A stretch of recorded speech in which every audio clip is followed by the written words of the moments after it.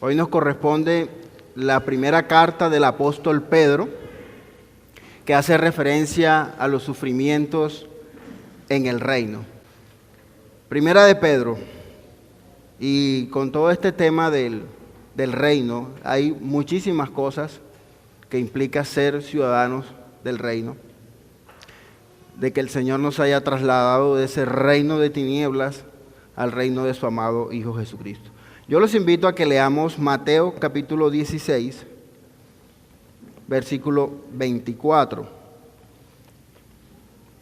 Mateo 16, versículo 24.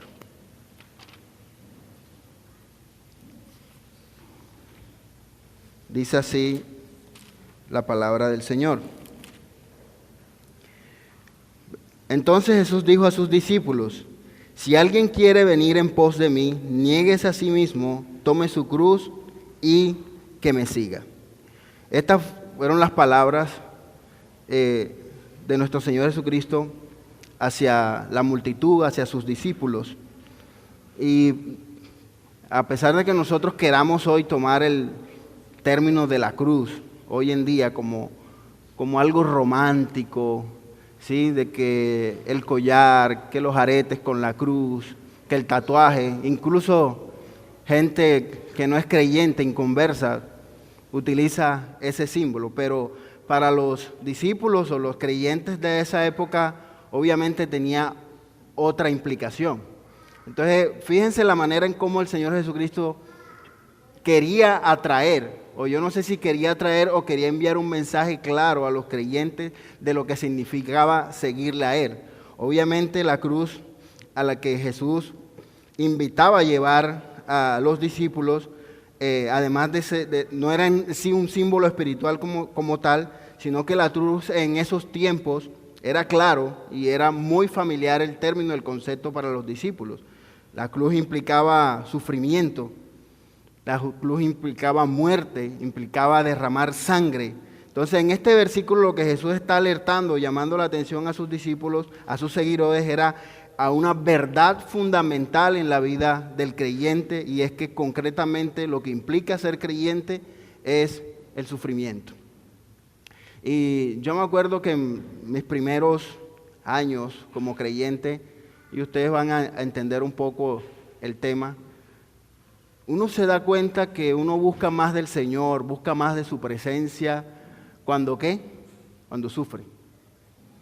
Y uno alcanza a entender o a asimilar o a amar el sufrimiento, si podemos decirlo de alguna manera, porque eso nos acerca al Señor. Eso hace un creyente. Y yo me acuerdo que en mis oraciones, obviamente no sabía lo que decía, en mis oraciones yo le decía: bueno, Señor, si la única forma de yo acercarme a ti es a través del sufrimiento, pues envíame sufrimiento. Miren ustedes esa oración. Aunque no era necesario que yo le dijera al Señor: envíame sufrimiento, porque obviamente ya nos hemos dado cuenta en los últimos días de que el sufrimiento hace parte de la vida cristiana. Pero hay una diferencia entre el sufrimiento del cristiano y el sufrimiento del impío o del pecador. Obviamente el sufrimiento podríamos decir que hace parte del ser humano desde que nace, ¿sí? Porque desde el momento del parto eso es doloroso, aún para el bebé es traumático, es doloroso, así que venimos a sufrir. Y eso es causa del pecado. Pero la única manera de nosotros ver el sufrimiento desde otra perspectiva es verlo a través de la luz de la obra de Cristo y del Evangelio. Eso es lo que hace la diferencia para nosotros como cristianos. Jesús está alertando a sus discípulos a que obviamente va a haber sufrimiento. Esto no quiere decir que como cristianos debemos estar dispuestos o debemos ser intencionales en buscar hostilidad a través de las decisiones que tomamos, a través de provocaciones imprudentes. Pero en un mundo hostil que estuvo en contra de nuestro Señor y que obviamente Él dijo que iba a estar en contra de nosotros, se deduce que el pueblo de Dios enfrentará persecuciones cuando busquen glorificarlo. Miren lo que dice 2 de Timoteo 3:12. Y lo puede poner ahí en la cabecera de su cama. 2 de Timoteo 3:12. Y también todos los que quieren vivir piadosamente en Cristo Jesús padecerán persecución. Todos los que quieran vivir piadosamente en Cristo Jesús padecerán persecución.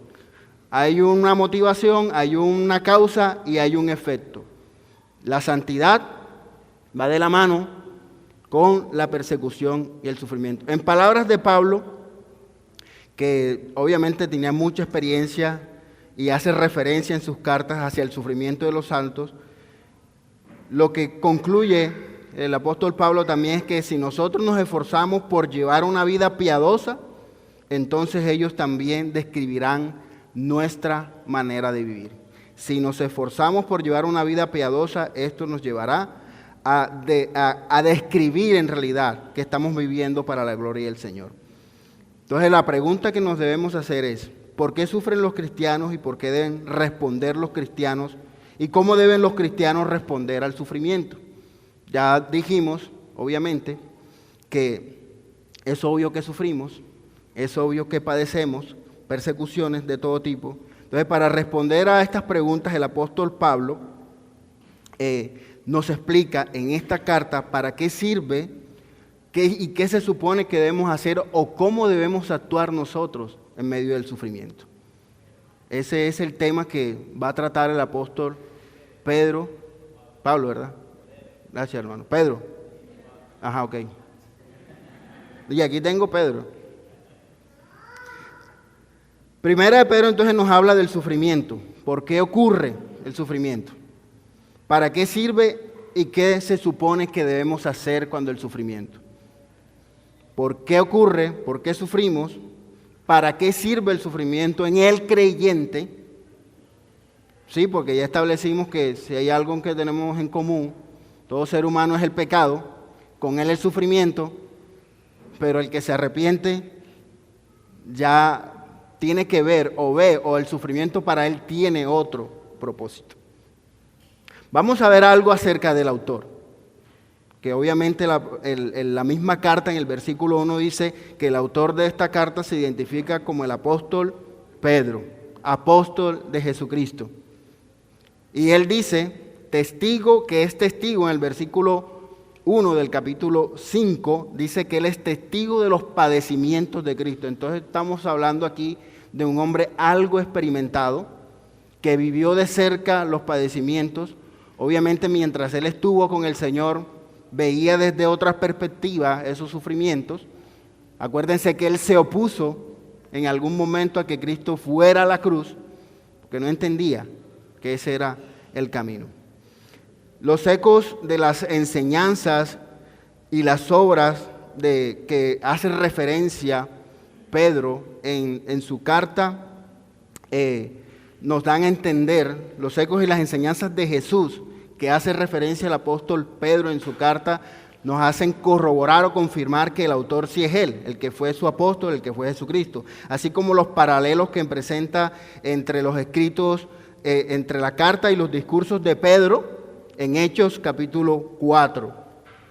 Eso confirma de alguna manera la autoría de esta primera carta hacia Pedro. Confirman que fue Pedro o en arameo que su nombre era Kefas, o en griego que era Petros, que quiere decir roca, que fue el nombre que le dio el Señor. Entonces los testimonios externos atribuyen que esta epístola la escribió el apóstol Pedro. Son amplios los testimonios, son amplias las evidencias. Sin embargo, se han planteado, y quiero mencionar algunos tipos de objeciones acerca de la autoría de esta carta del apóstol Pedro. Hay dos objeciones que tienen que ver con una objeción lingüística y con una objeción histórica. La objeción lingüística plantea que Pedro, un pescador galileo sin educación, no pudo haber escrito una carta con un griego tan pulido. Esa era una objeción que tenían los eruditos, los estudiosos. ¿Cómo un simple pescador pudo haber escrito semejante obra literaria, por ejemplo? La otra objeción es histórica y alega que las persecuciones a las que hace referencia el apóstol Pedro en esta carta no reflejan la situación que estaban viviendo los cristianos en su época. En respuesta a la objeción lingüística, podemos decir entonces que en el primer siglo, en Galilea, en la región de Galilea, las personas eran bilingües, o sea, manejaban el arameo y manejaban el griego. Entonces no es improbable que un pescador, comerciante, como Pedro, conociera el idioma con el que se comerciaba, que era el griego. En la descripción de Pedro y Juan como hombres sin letra, que aparece en Hechos 4:13, podría referirse solo a una capacitación formal de las Escrituras. No necesariamente se refería a que ellos no sabían leer ni escribir. Se refería a que ellos no eran, académicos, como podríamos nosotros pensar hoy en día, no son teólogos, no tienen una maestría, no fueron al seminario, pero eso no implica que ellos no tuvieran conocimiento de las Escrituras. Entonces no necesariamente eran analfabetas. Por último, pasaron 30 años desde que Pedro se ocupó en el oficio de pescador hasta el tiempo en que fue escrita la epístola. Entonces parece tiempo suficiente para que Pedro puliera o mejorara el dominio del griego.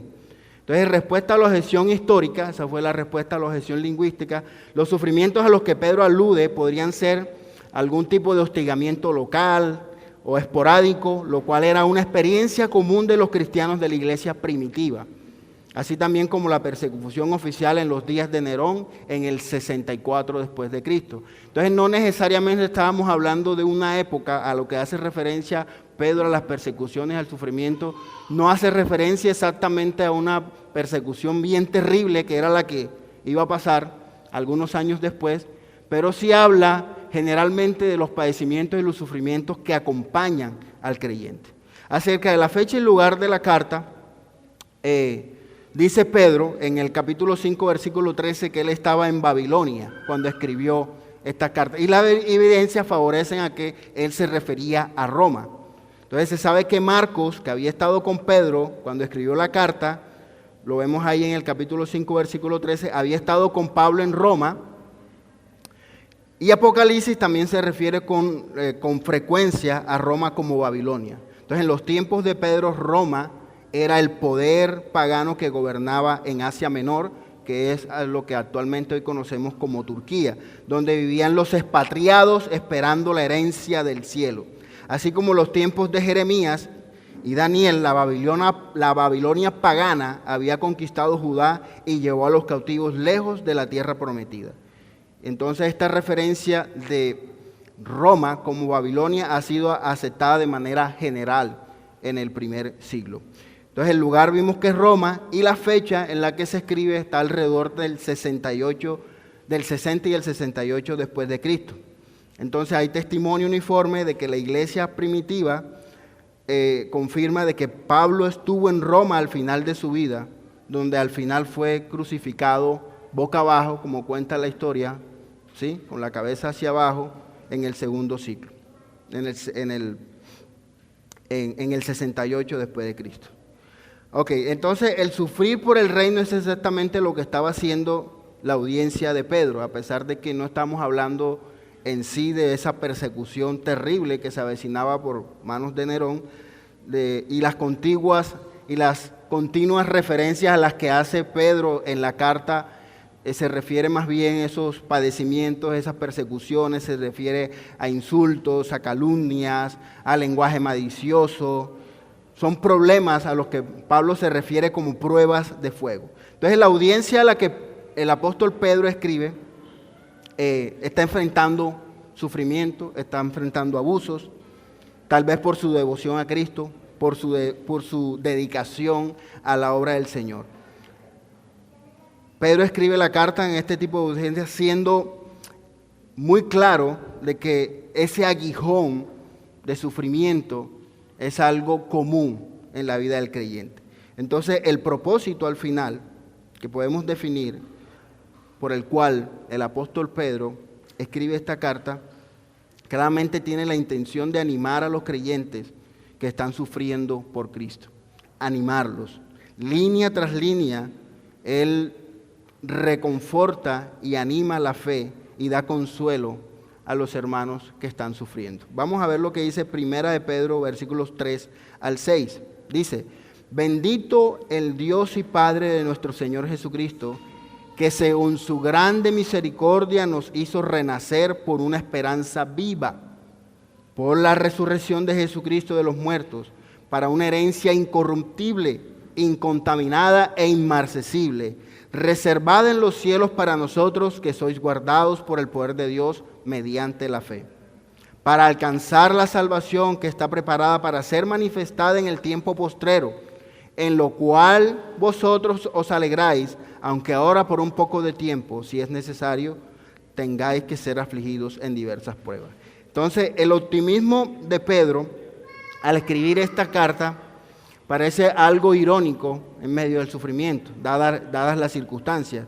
Pero a diferencia de la motivación moral que podemos recibir hoy en día cuando enfrentamos el sufrimiento y la que la cultura hoy nos quiere inculcar al decirnos que todo está bien, piensa de manera positiva, solamente permite que pasen las cosas y vemos videos de motivación. Entonces, pero el consuelo que en realidad ofrece el apóstol Pedro a estos creyentes está ahí plasmado en los versículos y tiene que ver con la resurrección de Cristo de los muertos. Vamos a leer esa primera parte. Dice: bendito el Dios y Padre de nuestro Señor Jesucristo, que según su grande misericordia nos hizo renacer para una esperanza viva por la resurrección de Jesucristo de los muertos, para una herencia incorruptible, incontaminada e inmarcesible. El consuelo que ofrece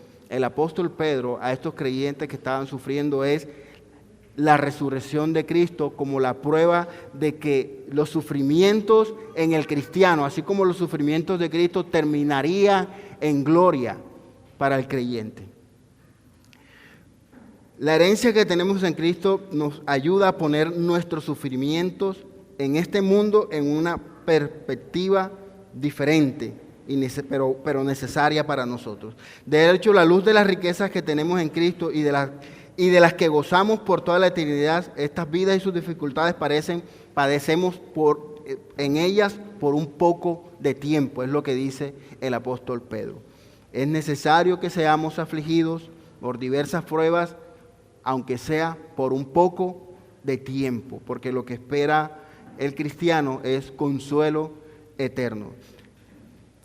Está lleno de consuelo, está lleno de ánimo esta primera carta del apóstol Pedro. Entonces, según el tipo de consuelo que quiere expresar Pedro a estos creyentes, él habla en imperativos o mandatos o cosas que debemos hacer los cristianos o los creyentes en medio del sufrimiento.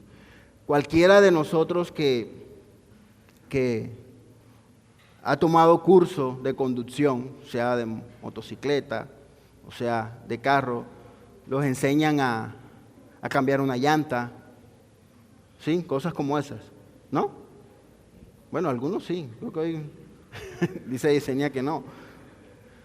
Los enseñan como cosas básicas de mecánica, ¿cierto? Si el radiador tiene agua y en algún momento, muy poco de ese conocimiento, en muy pocas ocasiones, se hace uso de ese conocimiento o de esas cosas. Pero cuando llegue el momento, lo que va a garantizar es que tú vas a estar preparado. Entonces, una de las razones por las que es necesario para nosotros estar preparados para enfrentar el sufrimiento es porque sabemos que Él va a llegar. Y lo que quiere el apóstol Pedro a través de estas palabras de ánimo es dejar claro a los creyentes que aunque no estén padeciendo por el momento persecuciones terribles como las que vendrían más adelante, sí necesitan estar preparados, sí necesitan poner la mirada en Cristo, sí necesitan poner su esperanza en su resurrección y de confiar de que así como Cristo a través del sufrimiento alcanzó la gloria, mostrando a Dios su poder a través de resucitarlo, de esa misma forma es la esperanza que nosotros tenemos. Ahora, Él ofrece mandatos. Cualquiera que haya corrido también en algunos momentos con la suerte de sufrir alguna pérdida, de sufrir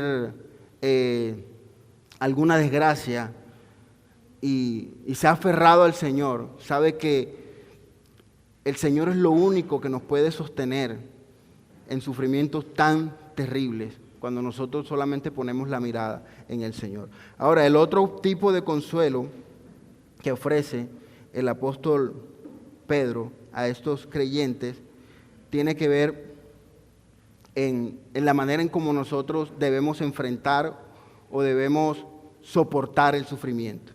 Y él en esta carta empieza a dar consejos a los hermanos que tienen que ver en cómo debemos vivir como creyentes. Y una de las palabras que él más utiliza en esta carta es el someternos.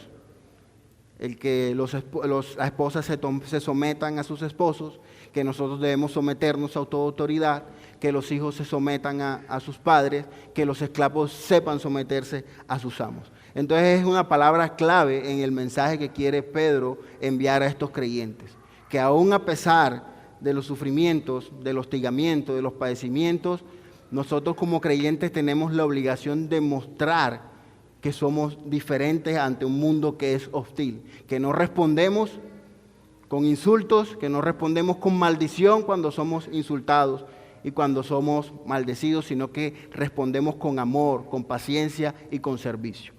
Eso no parece muy atractivo para el mundo de hoy o para cualquier persona que no tiene la revelación del Evangelio. Ahora, la estructura que Pablo utiliza, Pedro utiliza, hay que cambiar la primera letra, ¿verdad? Entonces es una estructura muy sencilla, y a pesar de que el apóstol Pedro escribe muy diferente su carta, porque nosotros vemos que el apóstol Pablo organiza el mensaje de sus cartas con una estructura muy clara. El apóstol Pedro, él combina temas teológicos con temas prácticos en diferentes lugares y el recorrido de toda su carta. Pero el mensaje sigue siendo el mismo. Entonces la estructura que nosotros podemos ver, y vamos a abordar de manera rápida cada una de estas estructuras, como viendo cuál es el mensaje que quiere el apóstol Pedro dar a través de cada uno de estos versos o de estas partes en las que podemos nosotros dividir o mirar el mensaje de la carta. En el capítulo 1, en los versículos 1 y 2, nosotros vemos el saludo, en el que Pablo habla de los elegidos de Dios, expatriados en el mundo. Él está haciendo como un contraste de lo que es la vida del cristiano. Somos elegidos, pero así como somos elegidos, también somos expatriados.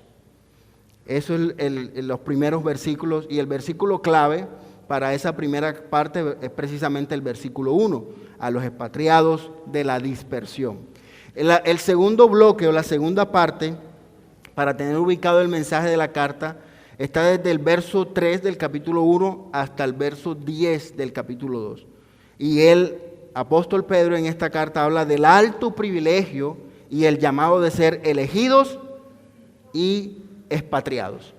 Él establece que somos elegidos y él establece que también somos expatriados, pero él habla de los privilegios, sigue hablando de los privilegios de ser elegido y habla de las implicaciones que tiene de ser un expatriado o ser un peregrino en esta tierra. Y el versículo clave es los versículos 15 al 16 del capítulo 1, que dice: sino como aquel que os llamó es santo, sed también vosotros santos en toda vuestra manera de vivir, porque escrito está: sed santos, porque yo soy santo. Es un alto privilegio que el Señor nos haya elegido, eso nos hace a nosotros apartados o nos hace ser santos, pero debemos nosotros vivir en un mundo como expatriados, mostrando que en realidad seguimos a un Dios santo.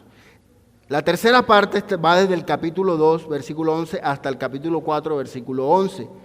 Y el apóstol Pedro está hablando ahí de cómo se ve ese estilo de vida diferente en un mundo que nos es contrario. Cómo se ve, lo que les decía, la forma práctica que el apóstol Pedro muestra en su carta. Y por último, él nos habla en los versículos 12 del capítulo 4 hasta al final, capítulo 5, versículo 14, y es la manera en cómo nosotros o cómo el creyente debe responder al sufrimiento.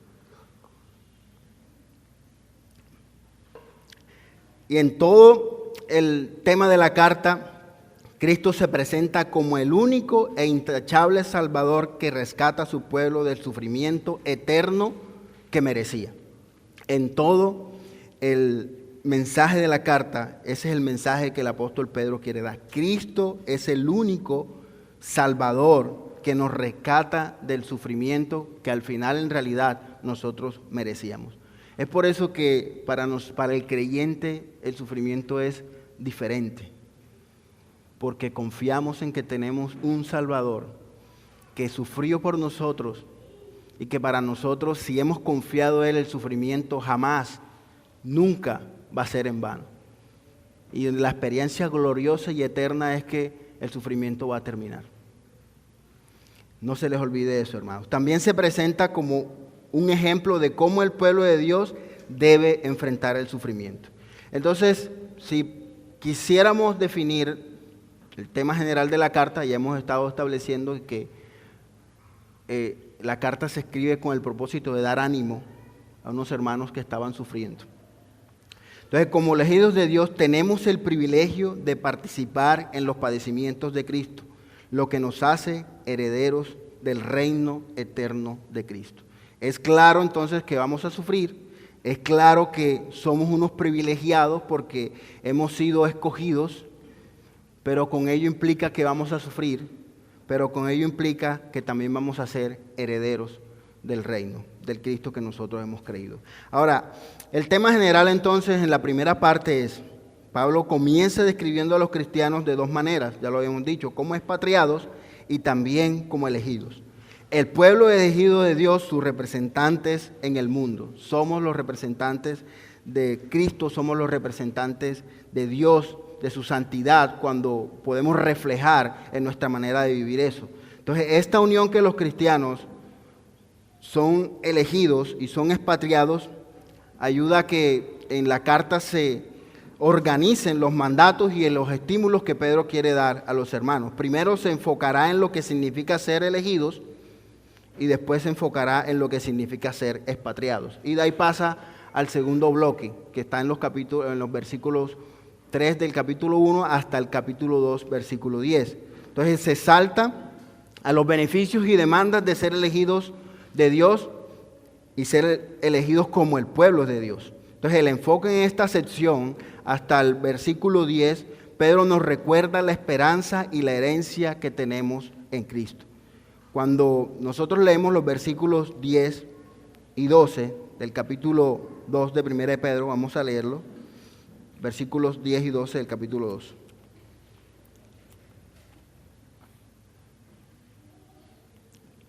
Al 12. Ustedes en otro tiempo no eran pueblo, pero ahora son el pueblo de Dios. No habían recibido misericordia, pero ahora han recibido misericordia.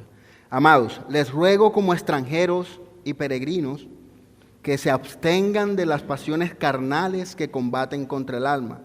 Mantengan entre los gentiles una conducta irreprochable a fin de que en aquello que los calumnian como malhechores, ellos, por razón de las buenas obras de ustedes, al considerarlos, glorifiquen a Dios en el día de la visitación. Entonces es un consejo algo desafiante el que el apóstol Pedro da a estos hermanos creyentes. Y es que lo que él exige del creyente y lo que él exige a su pueblo es que nosotros, aún en medio de las dificultades, nosotros sepamos rechazar el pecado, huir del pecado, poder Y el propósito es de que al ver nuestro comportamiento, el mundo hostil y contrario que tenemos, ellos puedan glorificar a Dios, como dice aquí el apóstol. Que vean nuestra conducta intachable y aunque hablen, aunque calumnien, aunque digan lo que puedan decir, no puedan evitar ver que Dios está obrando a través de nosotros, a través de las obras que nosotros hacemos. No puedan evitarlo. Y al final eso nos aparta a nosotros de la escena, ¿sí? Porque el propósito no es ser nosotros exaltados o felicitados. El propósito es que el Señor sea glorificado. Así que en medio de los padecimientos del sufrimiento, la motivación que nosotros tenemos de seguir obrando y demostrando el carácter de un verdadero creyente, no es que digan que nosotros somos buenos, o no es que aceptar digamos, la buena voluntad de la gente, no. El propósito es que el Señor sea glorificado. Capítulos 2 al 11, que es la tercera parte, el tema general de esta sesión, que quizás es la más larga, Pedro explica el hecho de que el pueblo santo de Dios también es extranjero y peregrino. Con el fin, él les implora que sigan un estilo de vida diferente, pero atractivo para el mundo hostil en el que viven. Ser salvos del destino de este mundo no nos exime de nuestras responsabilidades como trabajadores, como ciudadanos, como cónyuges. De hecho, nuestra salvación nos libera para ser fieles en nuestros diversos roles. La libertad que nos has dado el Señor Jesucristo no es una libertad para nosotros hacer lo que nosotros queramos hacer, en lo que se refiere a la práctica del pecado o de todas esas cosas a las que el apóstol Pedro ahorita se refería, que nosotros renunciemos o rechacemos a ella. Lo que implica esa libertad es que lo que tiene el apóstol Pedro en mente es una sumisión total a la voluntad de Cristo, a la voluntad a su autoridad, a sus mandatos. Y uno de los consejos que él da tiene que ver con las relaciones pacíficas que todo creyente debe tener, aún en medio de esas dificultades. El capítulo final, Pedro escribe de las respuestas apropiadas al sufrimiento. Es enfático en que los cristianos soporten el sufrimiento conforme a la voluntad de Dios, al confiar sus vidas y circunstancias a Dios y a continuar viviendo con rectitud. Dice el capítulo 4, versículo 12 de la carta: amados, no os sorprendáis del fuego de prueba que os ha sobrevenido, sino gozaos por cuanto sois participantes de los padecimientos de Cristo. Esa es la manera como el apóstol Pedro quiere que los creyentes vean el sufrimiento. Primero, no se sorprendan. Él les está diciendo, no es nuevo, no es la primera ni la última vez que va a suceder.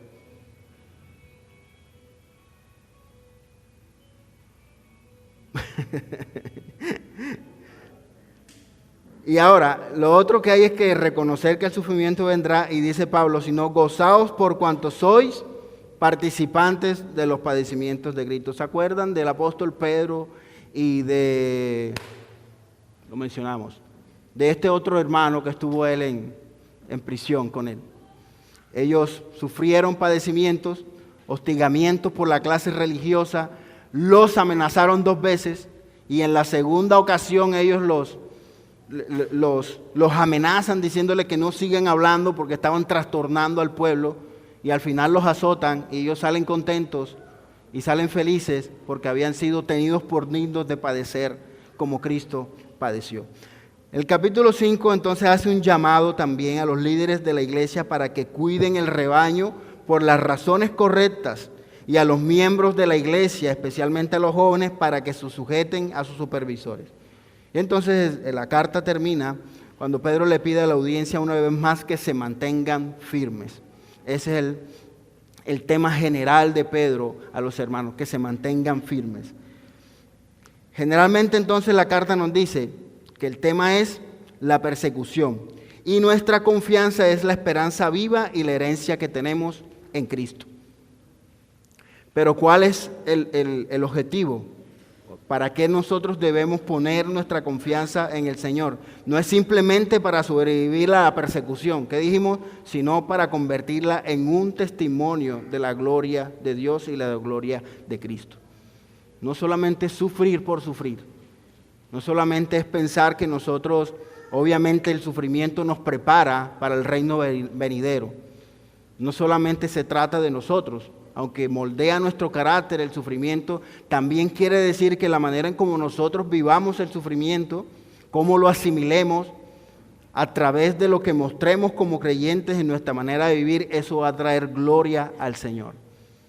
Por eso es que Él aconseja aquí en la carta a las esposas que de acuerdo a su manera de vivir y a su comportamiento, ellas puedan alcanzar la salvación de sus esposos. Es a través de su comportamiento, es a través de su testimonio. Primera de Pedro 2:12 dice, manteniendo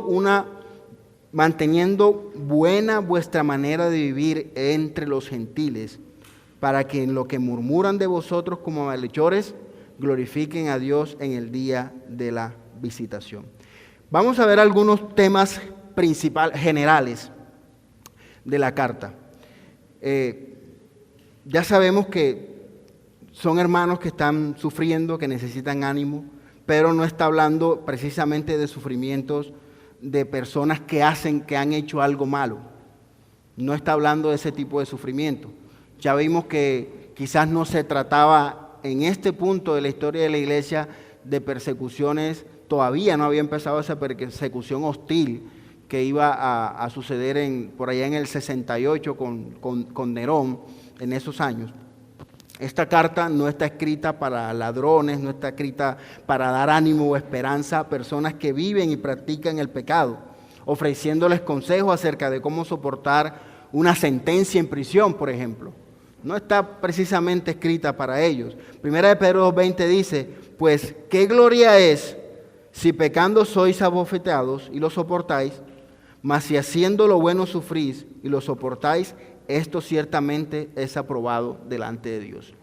Así que las palabras de ánimo en medio del sufrimiento que traen la primera carta del apóstol Pedro es para creyentes que están luchando por seguir la voluntad del Señor. Y que es obvio que a veces sintamos desánimo, es obvio que a veces sintamos tentaciones, y lo que necesitamos es mirar la obra de Cristo en favor de nosotros. Entonces los cristianos nunca deberían ver el sufrimiento como algo malo para sus vidas, sino como algo beneficioso para sus almas.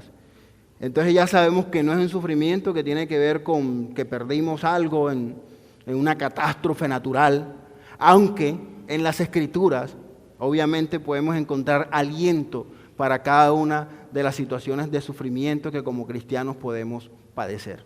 Pero en esta carta solamente se refiere a hermanos que están padeciendo por su fe, por ser fieles al Señor. Entonces, sus lectores estaban pasando por momentos difíciles debido a su fe.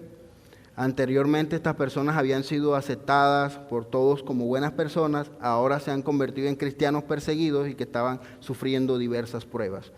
Ahora, ¿por qué ocurre este sufrimiento? ¿Cuándo terminará? Es una de las preguntas que podían estar haciéndose los creyentes.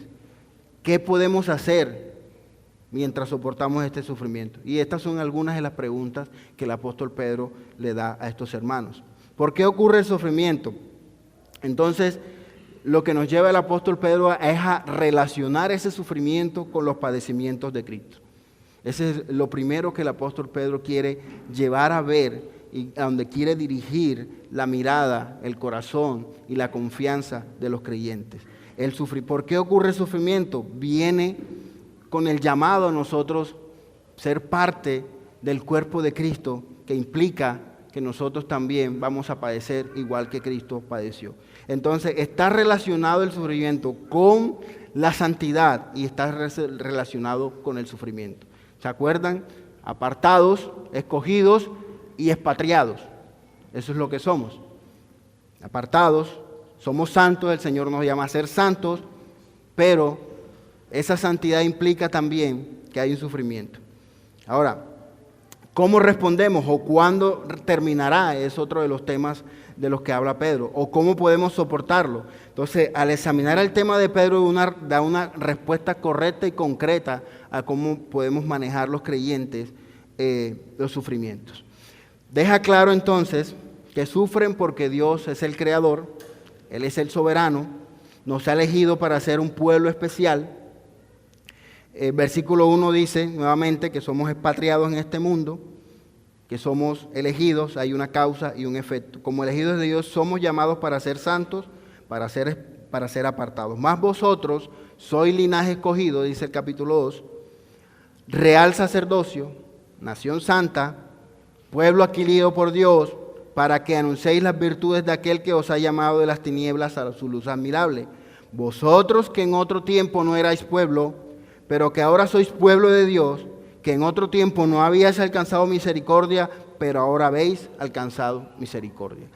Nosotros leemos estos versículos y este ánimo que está dando el apóstol Pedro a los creyentes, y para nosotros también debe ser ánimo. No éramos pueblo, especialmente si lo vemos desde el contexto de que somos gentiles. Es por eso que es muy difícil relacionar en que esta carta haya sido dirigida solamente para una audiencia judía. Y si era una audiencia judía, era una audiencia que estaba totalmente inmiscuida en la idolatría, en el pecado, porque es lo que el apóstol Pedro menciona allí. He visto en este tema de los expatriados que esta corriente de raíces judías habla de que esta carta es solamente dirigida al pueblo judío, porque habla de los expatriados, que habla de los que están esparcidos, ¿sí? Pero lo que nosotros hemos podido entender es que Babilonia no necesariamente se refería a la Babilonia del Antiguo Testamento. Lo que hace referencia es una nación pagana, que era la misma de la que se hablaba en el Antiguo Testamento. Y no necesariamente habla de los judíos que estaban esparcidos en esa época, cuando no eran nación. Porque nosotros como cristianos lo que implica el concepto de estar esparcidos es porque el mismo concepto de ser peregrinos nos hace a nosotros estar en diferentes lugares como nación, como pueblo, como verdadera iglesia del Señor. Ok, entonces Dios nos hace nuevos y luego nos llama a vivir como nuevos también. Nuestra santidad como la santidad de Dios combinan la idea de separación y la idea de la pureza en Cristo. Como hijos obedientes, dice el apóstol Pedro, no os conforméis a los deseos que antes tenían. Ya no hacemos parte de ese pueblo pagano. Él nos ha escogido. Y no es que nosotros podamos hacerlo en nuestras fuerzas. Él nos ha dado el poder del Espíritu Santo para nosotros combatir las tentaciones y combatir el pecado que habita en nuestra carne. Dios nos ha hecho santos, y si el pueblo de Dios vive como un pueblo santo, el mundo pensará que somos extraños. Porque los cristianos viven con reverente temor a Dios en lugar de estar a conformidad con el mundo. Para no vivir en el tiempo en que resta en la carne, dice el apóstol Pedro en el versículo 2 del capítulo 4, para no vivir en el tiempo que resta en la carne conforme a las concupiscencias de los hombres, sino conforme a la voluntad de Dios. Basta ya el tiempo pasado para haber hecho lo que agrada a los gentiles, andando en lascivia, con concupiscencias, lascivias, orgías, disipación y abominables idolatrías. A estos les parece cosa extraña que vosotros no corráis con ellos en el mismo desenfreno y disolución, y os ultrajan. Entonces, como cristianos, se vuelve hostil nuestro vivir acá, porque a veces nos encontramos en grupos sociales, sea en el trabajo, sea en el colegio, sea en la universidad, en lo que es normal hablar de fornicación, en lo que es normal hablar con palabras obscenas, en lo que es normal hablar de lujuria, en lo que es normal hablar de infidelidad. Y nosotros somos los extraños. Y creo que si usted no se siente como un extraño, yo creo que debería revisar la manera en cómo está viviendo su fe, porque es lo que dice las Escrituras, que nosotros en medio de una sociedad que se caracteriza por todas esas abominaciones, nosotros debemos vernos diferentes. Amén.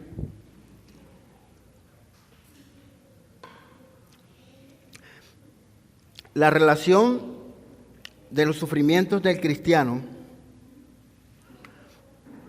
con los sufrimientos de Cristo, ya lo habíamos mencionado al principio.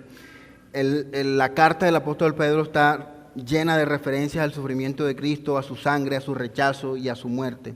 En el sentido más importante, los sufrimientos de Cristo fueron únicos. No se pueden comparar con los que nosotros podamos padecer hoy. Él murió por nuestros pecados. Así que eso hace que su sufrimiento sea diferente. Cristo fue nuestro sustituto. Él llevó el castigo de Dios para aquellos que aceptan con arrepentimiento que son pecadores. Eso implica que Cristo es tu Salvador. Pero en un sentido secundario, Pedro escucha un llamado y ve un ejemplo para el cristiano en los sufrimientos de Cristo.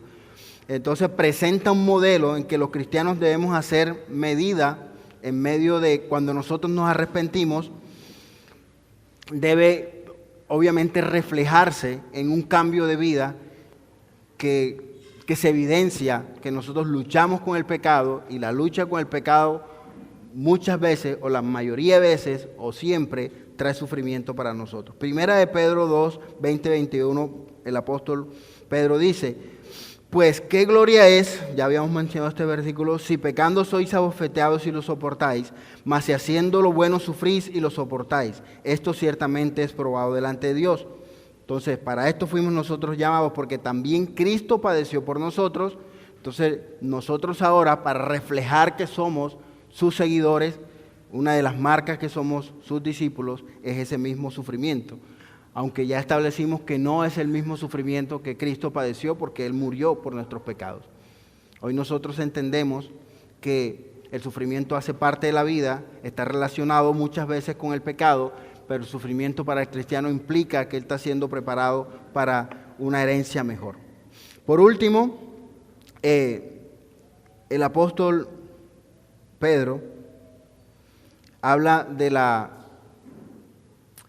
la restitución futura de aquellos que son creyentes y que por el momento, como mencionábamos ahorita en el versículo, por el momento es necesario que sean sometidos a diversas pruebas. Por el momento, porque nos espera la gloria en el Señor. Cristo puede ser nuestro ejemplo en el sufrimiento, pero también es nuestro ejemplo en esa restitución y en esa gloria. No ignoremos esto, porque cuando nosotros rechazamos el sufrimiento, dejamos de relacionarnos con Cristo o dejamos de parecernos a Cristo en ese sufrimiento, y también estaríamos renunciando a esa futura restitución que Cristo tuvo al ser resucitado por el Padre. Entonces nosotros vemos un ejemplo que muestra el apóstol Pedro aquí, mencionando el caso de Noé, en los versículos 3, en el capítulo 3, versículos 20 y 22. Los que en otro tiempo desobedecieron, cuando una vez esperaba la paciencia de Dios en los días de Noé, mientras se preparaba el arca, en la cual pocas personas, es decir, 8, fueron salvadas por el agua. El bautismo que corresponde a esto ahora nos salva, no quitando las inmundicias de la carne, sino como la aspiración de una buena conciencia hacia Dios, la resurrección de Cristo, quien habiendo subido al cielo está a la diestra de Dios, y a Él están sujetos los ángeles, autoridades y potestades. Por último, vamos a ver los consejos que da el apóstol Pedro. Rápidamente, ya vamos a terminar. Los consejos que da el apóstol Pedro de cómo nosotros debemos enfrentar los sufrimientos o responder al sufrimiento. Primero, él dice que nosotros debemos ser testigos. Pedro nos llama en medio del sufrimiento a ser testigos a los no cristianos, incluso desear el bien de aquellos que nos persiguen. Ese es el consejo del apóstol Pedro, a ser testigos a través de nuestro comportamiento, nuestra conducta, a glorificar y a dar testimonio de lo que fue, de la obra de Cristo, de cómo vivió Cristo también. La otro consejo que da el apóstol Pedro para nosotros vivir el sufrimiento es mostrar amor. Pedro también nos llama a mostrar amor unos a otros. Esto es en realidad a veces difícil cuando nosotros estamos sufriendo, Por lo general, el sufrimiento sacará cosas de nuestro corazón, de nuestro carácter que nosotros no sabíamos que teníamos. Y lo menos que nosotros queremos es amar a otros o servir a otros, pero es el reto que tenemos. Y acuérdense que no estamos solos en esa lucha. Mas el fin de todas las cosas se acerca, dice el capítulo 4, versos 7 al 10. Sed pues sobrios y velad en oración, y ante todo tener entre nosotros ferviente amor, porque el amor cubrirá multitud de pecados. Hospedaos los unos a los otros, sin murmuraciones, cada uno según el don que ha recibido, ministra a los otros, como buenos administradores de la multiforme gracia de Dios. Entonces, en tiempos de conflicto, en tiempos de ataque espiritual, lo que dice el apóstol Pedro que debe hacer el cristiano es unirse, amarse los unos a los otros, defenderse los unos a los otros, amarnos mutuamente así como Cristo nos amó a nosotros. Y por último, el consejo que da el apóstol Pedro es sométanse los unos a los otros. Sométanse. Por causa del Señor, someteos a toda institución humana, ya sea al rey como a superior, ya a los gobernadores como a los enviados para testigo de los malhechores y alabanza de los que hacen el bien. En medio del sufrimiento a veces y en medio de los abusos, obviamente lo que está diciendo el apóstol Pedro no tiene que ver con someternos a la autoridad cuando ella nos lleva a desobedecer al Señor. No es lo que está diciendo el apóstol Pedro, es someternos a todas las autoridades que nos rodean, porque dice que nos agrada al Señor. Y usted se da cuenta que donde usted va, usted tiene que someterse a una autoridad. Y cuando nosotros a donde vamos nos sometemos a esas autoridades establecidas por el Señor, dice la palabra que eso trae gloria al Señor, muestra la gloria de Cristo en nuestro comportamiento. Entonces, hermanos, la carta ya termina entonces con el apóstol Pedro dando consejos de ánimo, dando palabras de aliento a los hermanos. Ceñid los lomos de vuestro entendimiento, armaos del mismo pensamiento de Cristo, sed sobrios y velad, y encomienden sus almas al fiel Creador, y hagan el bien y estén firmes. Ese es el último consejo y las últimas palabras en el capítulo 5 del apóstol Pedro. Entonces, como cristianos, hermanos, tenemos claro que el sufrimiento hace parte de nuestra vida como creyentes, nos identifica con Cristo, es una promesa de que somos escogidos, somos elegidos, pero que también somos expatriados y que tenemos un compromiso como elegidos y como santos de reflejar a Cristo a través de nuestra manera de vivir en todas las esferas y todas las áreas de nuestra vida. Amén, hermanos. Vamos a orar. Padre, en el nombre de tu Hijo Jesucristo, una vez más, gracias por permitirnos, Señor, adentrarnos en las Escrituras, porque a través de ellas nosotros, especialmente en esta primera carta del apóstol Pedro, una vez más confiamos en que tú tienes control de nuestras vidas, que tú eres el dueño de nuestras vidas, Padre, porque la has comprado con la sangre de tu Hijo Jesucristo. Y nos has llamado, Padre, a reflejar tu gloria aún en medio de las más terribles circunstancias, porque fue lo que hizo Cristo, Señor. Aún en medio de oposición, aún en medio de tener el mundo encima y aún sufriendo el castigo por nuestros pecados, Él se sometió y tú lo llevaste, Señor, a la gloria eterna, la gloria máxima, Padre. Y a través de esa victoria, Señor, nosotros tenemos hoy esperanza. Cuando nos hemos arrepentido y cuando luchamos, no en nuestra fuerza, sino con las fuerzas que nos da nuestro espíritu, para alejarnos de un mundo que te es contrario.